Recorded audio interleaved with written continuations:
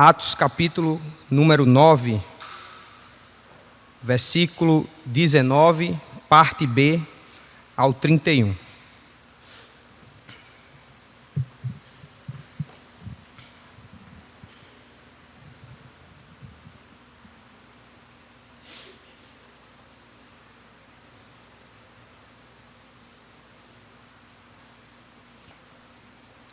A princípio, vamos ler do verso 19, parte B, ao verso de número 22. Todos acharam? Amém. Diz assim a palavra do Senhor. Saulo passou vários dias com os discípulos em Damasco. Logo começou a pregar nas sinagogas que Jesus é o Filho de Deus.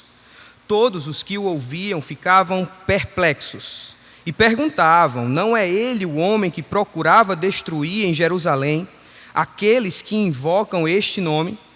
E não veio para cá justamente para levá-los presos aos chefes dos sacerdotes? Todavia, Saulo se fortalecia cada vez mais e confundia os judeus que viviam em Damasco, demonstrando que Jesus é o Cristo. Vamos a Deus em mais uma oração? Senhor nosso Deus, nós te louvamos por tudo o que o Senhor já nos concedeu até aqui. Te pedimos pelo auxílio do Teu Espírito e que fale aos nossos corações. O Senhor sabe que somos limitados, pecadores, mas quando Tua palavra é exposta com fidelidade, o Senhor fala. Então esse é o nosso desejo do nosso coração. Fala conosco nessa noite, em nome de Jesus. Amém. Para clarear o assunto na nossa mente, precisamos fazer uma breve recapitulação. Lucas, o autor deste livro, tem por objetivo nos contar os atos contínuos de Jesus, por meio do Espírito, através da igreja. No capítulo 9, nos é destacado um rapaz que já havia sido introduzido nesses registros, lá no capítulo 7. Vocês se lembram quando Estevão foi morto? As roupas dos que o mataram foram postas aos pés de um jovem chamado Saulo. Só um minuto, obrigado, meu irmão. Uma benção. Obrigado. No capítulo 8, nos é apresentado uma atitude desse jovem chamado Saulo. E Saulo estava ali, consentindo na morte de Estevão. Ao dizer isto, Lucas já nos dá uma indicativa de quem era esse Saulo. A princípio, um perseguidor que apoiava a morte de cristãos. Após o episódio ocorrido com Estevão, desencadeou-se então uma grande perseguição contra a igreja que estava em Jerusalém. O texto vai dizer que todos, exceto os apóstolos, foram dispersos para as regiões da Judeia e Samaria. Vale a pena destacar que esta é justamente a ordem que o Senhor Jesus disse que o seu evangelho seria comunicado. Primeiro em Jerusalém, depois em toda a Judeia e Samaria, e até os confins da terra. Isso nos mostra que até mesmo as perseguições são para a glória de Deus.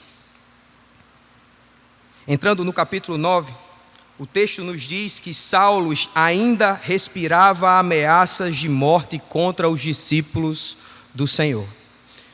Então ele pede cartas de recomendação ao sumo sacerdote para que vá até Damasco, a fim de que, encontrando cristãos ali, levasse os presos a Jerusalém. Ele consegue as cartas, vai para Damasco. A partir daqui, a maioria de vocês deve conhecer muito bem a história. Jesus ressurreto apareceu a ele no caminho para Damasco, com a seguinte pergunta: Saulo, Saulo, por que você me persegue? Ele fica então cego por 3 dias em decorrência da forte luz que vira do Senhor. O Senhor então convoca Ananias, que ora por ele, ele volta a enxergar e é batizado. O que vai acontecer com Saulo a partir de agora? Qual é, ou quais serão, ou como serão os seus primeiros dias como cristãos? Isso porque quando Jesus nos encontra, nós não podemos ficar parados. Nós temos que agir. Então, em primeiro lugar, aprendamos com Paulo a nos desenvolver na pregação. O texto que acabamos de ler nos informa que ele passou vários dias naquela região de Damasco.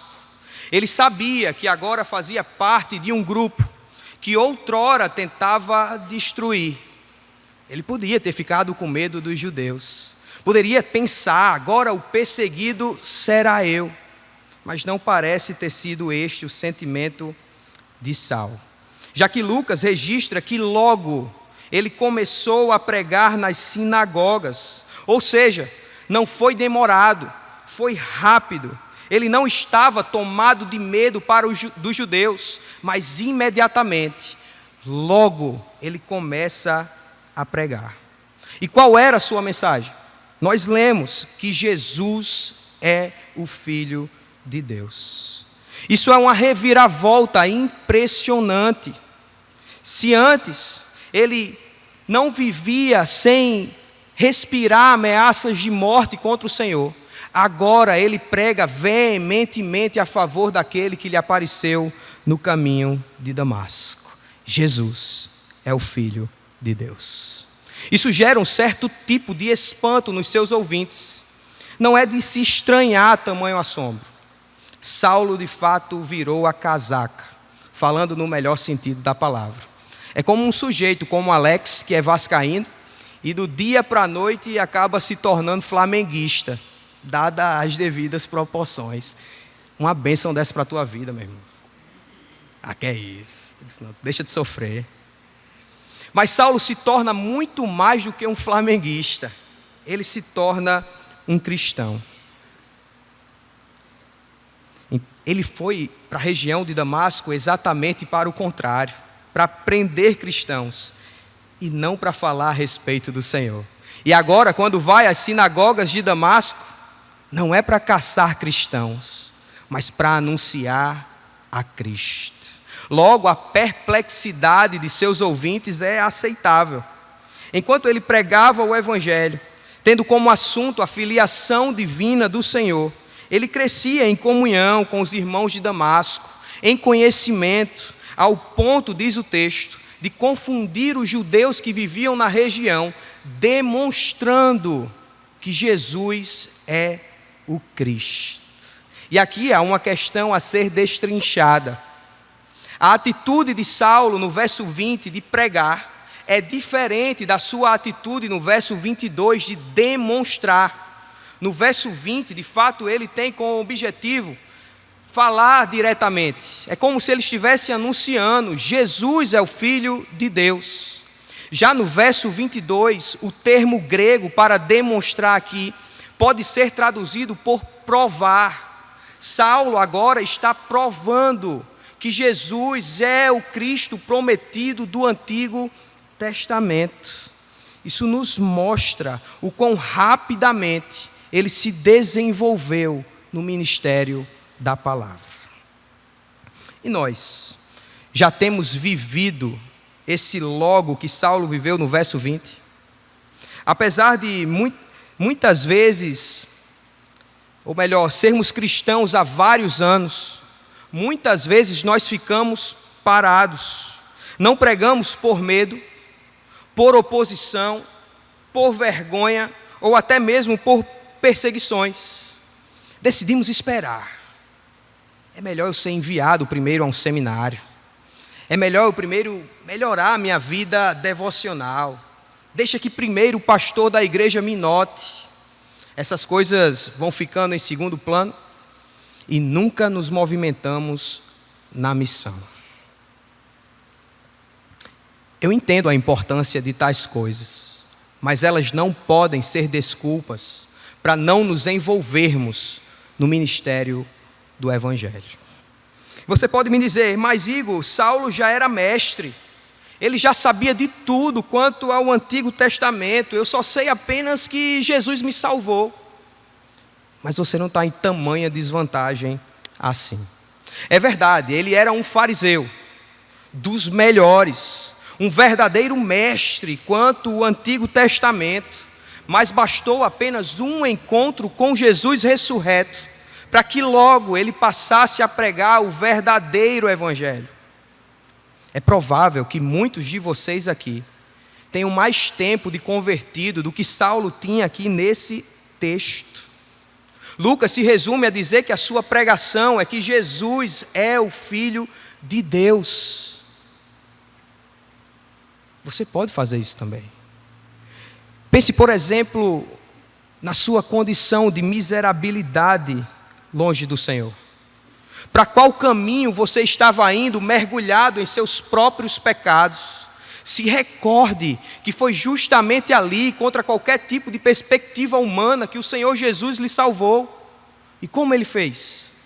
Se entregando voluntariamente para pagar o preço do seu pecado. Meus amados irmãos, se nós sabemos isso, nós temos um poderoso sermão para pregar. Nos movimentemos na missão, pois quando o Senhor nos encontra, não podemos ficar parados. E o que dizer do desenvolvimento na pregação de Saulo? Agora ele está provando que Jesus é o Cristo prometido do Antigo Testamento, aquele prometido em Gênesis capítulo 3, verso 15, que pisaria a cabeça da serpente, aquele que é o cumprimento da aliança davídica, sendo ele descendente de Davi, aquele que foi prometido que libertaria o seu povo do cativeiro do pecado, promovendo salvação. Note que Saulo já sabia muito, pois era um aluno dedicado e estudioso. É óbvio, ele dependia do auxílio do Espírito, mas também não deixava de ser responsável por seus estudos. E nós temos procurado aprender mais sobre o nosso Deus, buscado conhecer bons autores, mergulhado em uma teologia sadia. Façamos isso, irmãos, na dependência do Espírito. Invista na sua fé, esteja preparado a tempo e fora de tempo para demonstrar na prática e na pregação que Jesus é o Cristo. Você ainda pode me dizer, mas Saulo estava dentro de uma sinagoga, um lugar propício para se pregar. Eu não tenho pretensão de estar por trás de um púlpito. Mas aí é que você se engana. A sinagoga era um lugar apropriado para os judeus. Não era, humanamente falando, o local ideal para se anunciar que Jesus é o Filho de Deus, ou que era o Cristo. Ao fazer isso, Saulo estava arriscando a sua própria vida, correndo o risco de morrer. E na maioria das vezes, nós sem nenhum risco, nós deixamos, por muito menos, de caminhar na missão, de estar engajado na missão, seja no nosso dia a dia, irmãos, campo acadêmico, trabalho, no mundo, nos envolvamos. Você tem dúvida que Saulo corria risco de vida? Acompanhe comigo os versos 23 a 31 e perceba que quando Jesus nos encontra, refletimos o sofrimento de Cristo. O texto nos diz o seguinte: decorridos muitos dias, os judeus decidiram de comum acordo matá-lo, mas Saulo ficou sabendo do plano deles. Dia e noite eles vigiavam as portas da cidade a fim de matá-lo, mas os seus discípulos o levaram de noite e o fizeram descer num cesto, através de uma abertura na muralha. Quando chegou a Jerusalém, tentou reunir-se aos discípulos, mas todos estavam com medo dele, não acreditando que de fato fosse um discípulo. Então Barnabé o levou aos apóstolos e lhes contou como, no caminho, Saulo vira o Senhor que lhe falara, e como em Damasco ele havia pregado corajosamente em nome de Jesus. Assim, Saulo ficou com eles e andava com liberdade em Jerusalém, pregando corajosamente em nome do Senhor. falava e discutia com os judeus de fala grega, mas estes tentavam matá-lo. Sabendo disso, os irmãos o enviaram para Cesareia e depois para Tarso. A igreja passava por um período de paz em toda a Judéia, Galiléia e Samaria. Ela se edificava e, encorajada pelo Espírito Santo, crescia em número, vivendo no temor do Senhor.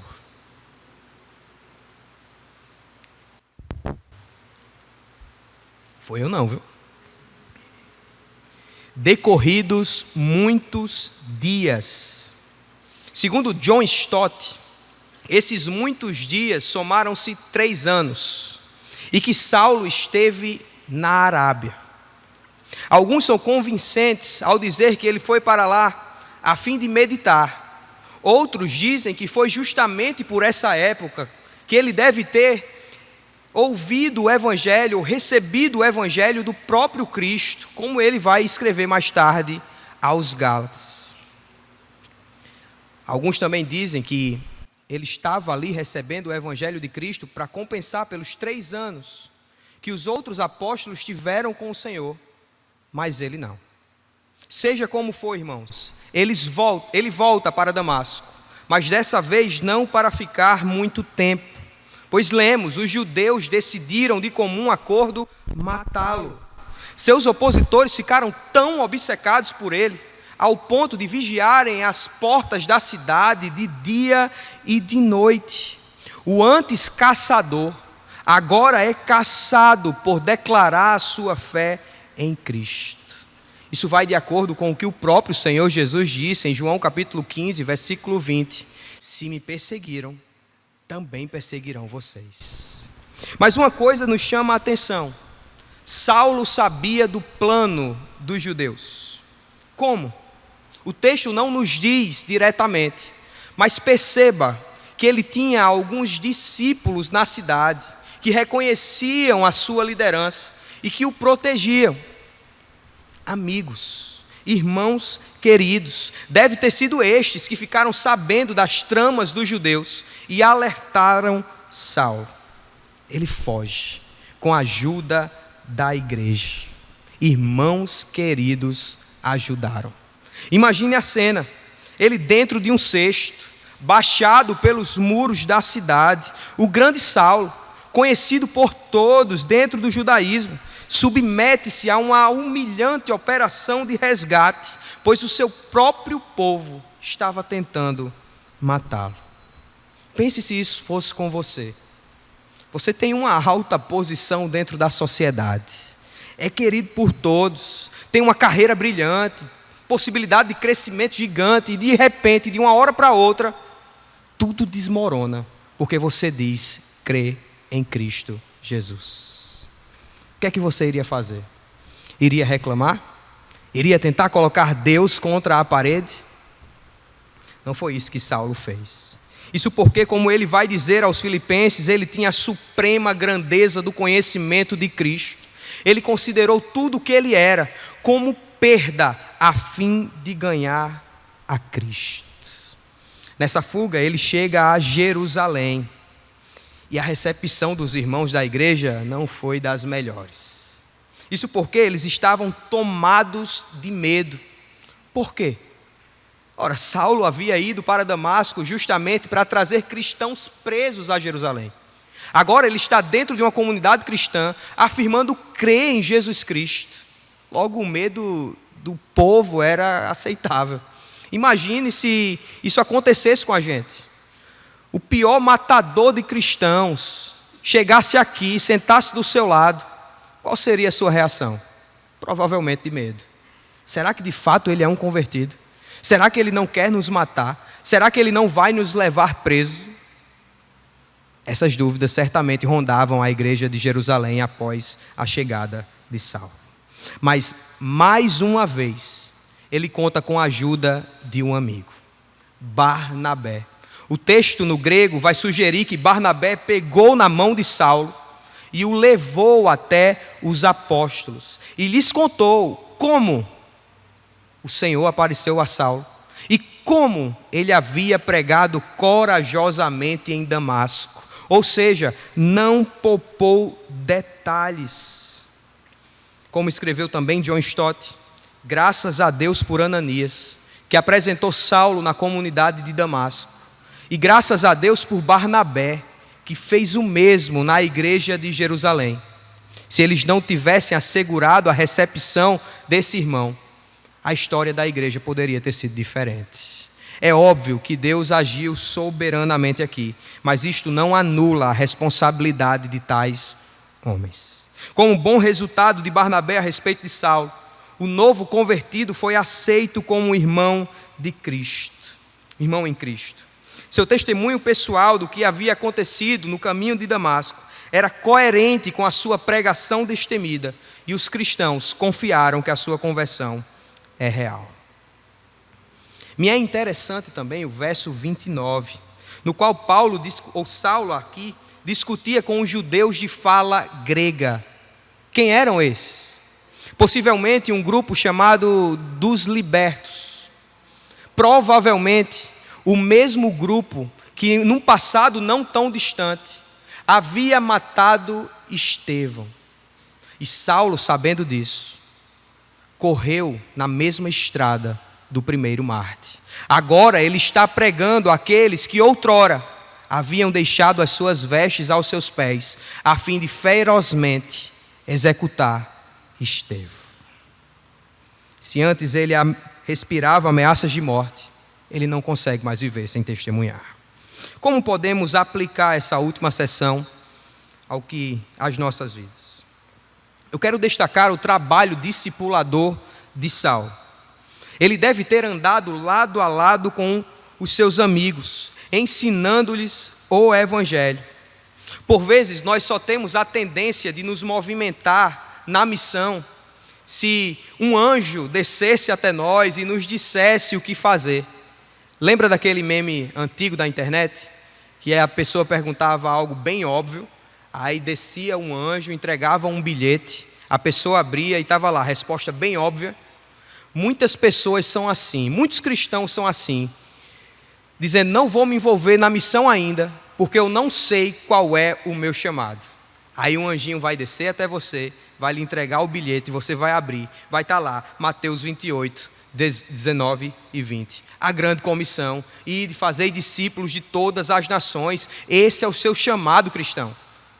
A mim, a você está incumbida a missão de fazer discípulos. Por que não fazemos? Medo do que vão pensar? Medo de perder aquela promoção no trabalho? Adolescentes, medo do que os meus colegas da escola vão pensar de mim? Pavor de ser humilhado? Irmãos, ainda estamos pensando nesse tipo de coisa.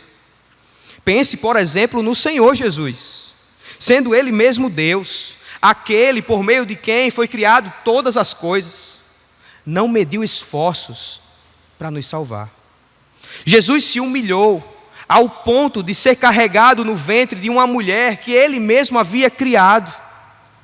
O Deus eterno teve que aprender a andar, falar, pedir, gesticular, características que Ele mesmo inventou. Teve que ser obediente à lei, ao Pai, nunca pecou.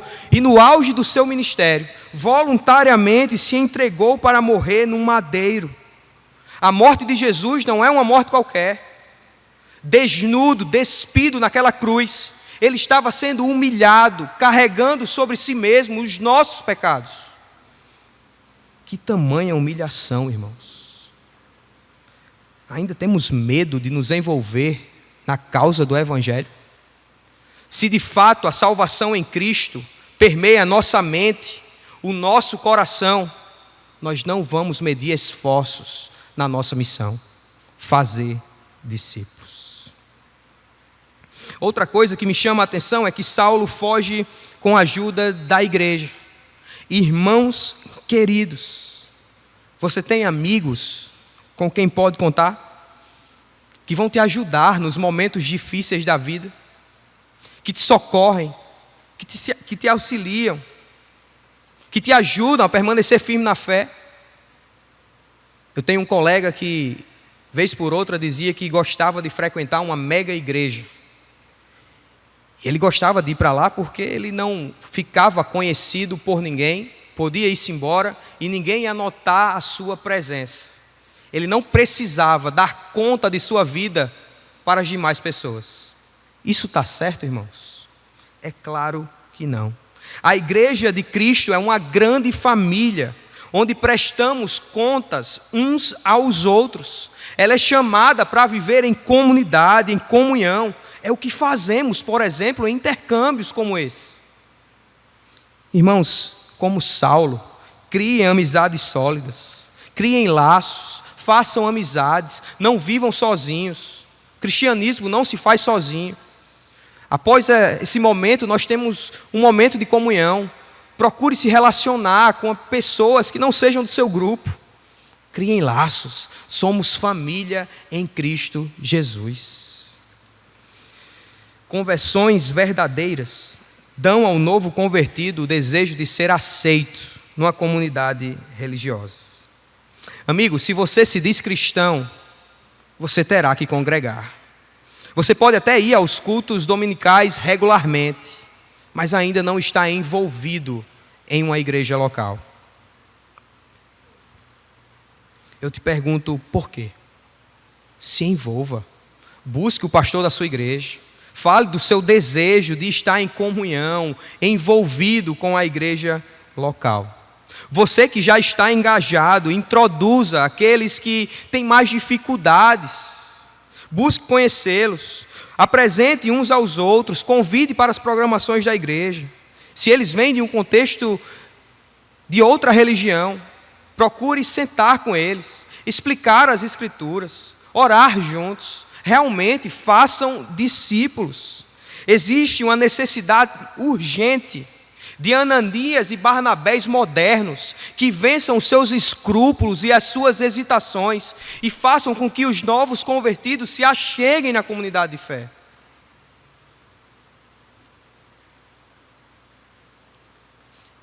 A história da conversão de Saulo começa com ele partindo de Jerusalém, a fim de caçar cristãos, e termina com ele saindo de Jerusalém, agora ele sendo um cristão caçado. Como mais uma vez disse um teólogo, isso porque testemunhar Cristo envolve sofrer por Cristo. Não pense que porque você se tornou cristão, a sua vida será um mar de rosas. Não pense que porque você se tornou cristão, as portas vão se abrir. Não pense porque agora você é uma nova criatura, as coisas ficarão mais fáceis. Não. A vida cristã é muito mais sobre carregar a sua cruz, trilhar o caminho de Cristo e morrer por eles. Não é à toa que a palavra grega para testemunho, mártires, veio a ser associada ao martírio. Dietrich Bonhoeffer, pastor na Alemanha, morto por Hitler, afirmou: o sofrimento, portanto, é o sinal do verdadeiro discipulado. Venha tendo a consciência, você vai sofrer, mas futuramente estaremos seguros com o nosso Senhor. Como concluiremos a nossa devocional de hoje? Não vejo outra forma a não ser falando do Cristo, do Jesus que Saulo pregou e demonstrou. O Filho de Deus e o Cristo. O Filho de Deus, entenda como a Trindade, por exemplo. O Senhor sempre existiu. Sabemos que Deus subsiste em 3 pessoas: Deus o Pai, Deus o Filho e Deus o Espírito Santo. Todos eles são Deus e há um só Deus. Em termos simples, Cristo é o título dado àquele que fora prometido no Antigo Testamento, que viria e libertaria o seu povo da escravidão do pecado. Ele veio, conforme prometido. O Pai enviou o Filho, que decidiu executar o plano divino. Foi na cruz, irmãos, que Jesus recebeu a punição pelos pecados de Saulo. Foi na cruz que ele recebeu a punição pelos nossos pecados. O justo pelos injustos. O santo pelos pecadores. O Filho bendito de Deus por filhos da ira. O Deus eterno por seres rebeldes. O Senhor encontrou Saulo quando ele estava a caminho de Damasco. Ele também nos encontrou no caminho para o inferno. Não percebemos a nossa miserabilidade, os nossos fardos pesados, os nossos pecados, não clamamos por socorro, mas ainda assim ele percebeu a nossa total alienação dele. Ele percebeu e trouxe salvação porque nos amou. É muito interessante a história de conversão de Saulo. Me fascina o quanto Deus tem interesse em salvar pecadores desprezíveis como nós. Amigo do Evangelho, você que me escuta nessa noite, mas que ainda não tem um compromisso com o Cristo ressurreto, escuta o que eu vou lhe dizer. Os seus pecados não são maiores do que o amor e o sacrifício de Jesus. Ele pode perdoá-lo. Você pode até me dizer, mas eu fiz coisas terríveis, dos quais até mesmo Deus duvida. Meu irmão, o Senhor pode lhe perdoar. Seus pecados não são maiores do que as gotas de sangue do Filho de Deus, derramada em prol dos nossos pecados. Para você, então, há duas alternativas: continuar lutando com ódio contra o Senhor, ou baixar as armas e se entregando aos cuidados salvíficos do nosso Deus. Eu encerro aqui com o D.A. Carson, quando ele disse, abre aspas, se Deus entendesse que a nossa maior necessidade era econômica, Ele teria enviado um economista. Se Ele entendesse que a nossa maior necessidade era política, Ele teria enviado um político. Se Ele entendesse que a nossa maior necessidade era na área do entretenimento, Ele teria enviado um comediante ou um artista. Se Ele entendesse que a nossa maior necessidade era na área da saúde, Ele teria enviado um médico. Mas Ele percebeu que a nossa maior necessidade envolvia a nossa profunda rebelião, o nosso pecado, a nossa alienação dEle. E Ele nos trouxe um Salvador. Fecha aspas. Abaixa a tua cabeça, faz uma oração ao Senhor neste momento, pelo que você ouviu.